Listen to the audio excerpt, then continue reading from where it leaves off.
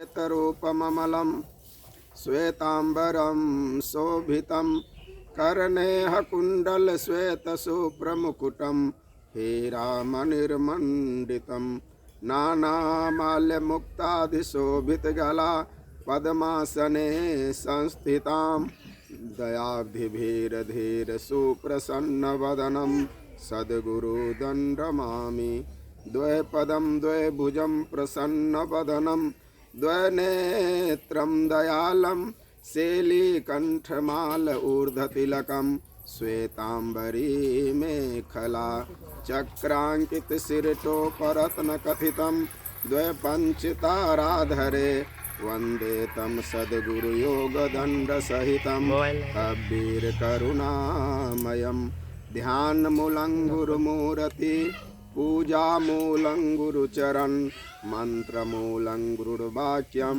मोक्षमूलं गुरुकृपा।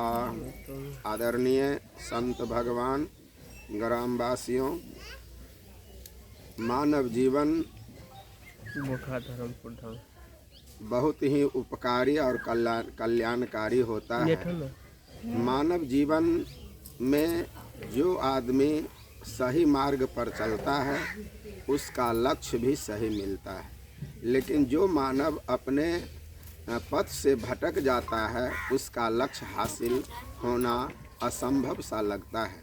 इसलिए मानव जीवन में मनुष्य को सोचना चाहिए कि अपने जीवन कल्याण के लिए, अपने परिवार के कल्याण के लिए, अपने बच्चों को कल्याण के लिए, अपने समाज के कल्याण के लिए कुछ ऐसा काम करना चाहिए जिससे मरणोपरांत वह व्यक्ति याद किया जाए। इसलिए जितने भी महान पुरुष हैं इस संसार में, जो अच्छा काम करता है उसकी जयंती इसलिए मनाई जाती है ताकि वो जो सत्य मार्ग पर चला, वह जो अच्छा काम किया, वह जो राष्ट्र के लिए काम किया, समाज के लिए काम किया, अपनों के लिए जो काम किया, वह दूसरे को प्रेरित करता है।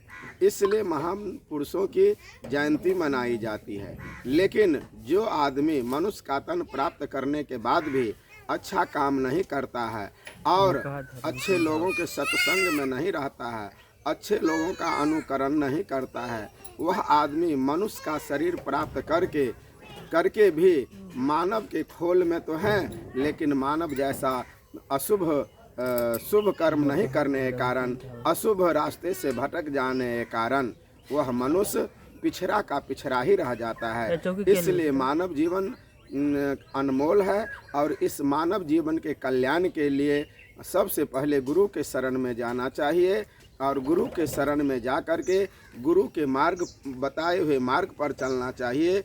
जो व्यक्ति गुरु के सानिध्य में रहता है, गुरु की अनुकरणीय बात को जीवन में उतारता है, गुरु के शरणागत हो जाता है, तो लिखा है गुरु बिन भव निधि तरई न कोई,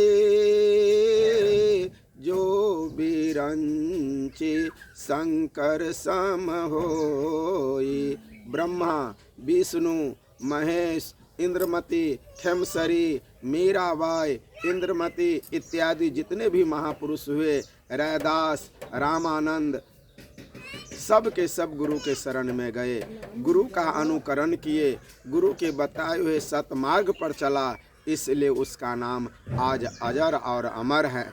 इसलिए मानव जीवन में जब तक गुरु का शरणागत नहीं होगा, गुरु के प्रेरणा स्रोत को अनुकरण यदि नहीं करेगा, तो क्या वह मानव लक्ष्य हासिल कर सकता है? नहीं कर सकता है। इसलिए मानव को विचार करना चाहिए कि गुरु रूठे गति एक हैं, गुरु शरणागत जाय, गुरु रूठे एको नहीं, तो हरि नहीं करे सहाय। जिस व्यक्ति से परमात्मा रूठ जाता है तो उसको गुरु के शरणागत में जाना चाहिए। लेकिन जो आदमी दर दर भटकता रहता है और गुरु का शरणागत नहीं करता है, तो वह व्यक्ति अपने लक्ष्य को, भगवान का जो प्राप्त करने का एक लक्ष्य है, अपने लक्ष्य को क्या कभी वह जीवन में हासिल कर सकता है? नहीं। वह व्यक्ति ऐसा ही व्यक्ति कहलाएगा जो सोना को नदी में फेंक करके और उसके बदले में कंकर अपने घर में भर लेगा। उस कंकर से उसको कुछ मिलेगा? सोना को इसलिए फेंक दिया क्योंकि वह जौहरी नहीं था। उस सोना रूपी पत्थर को पहचानने के लिए उसको किसी जौहरी की आवश्यकता होगी। उस जौहरी का नाम है गुरु।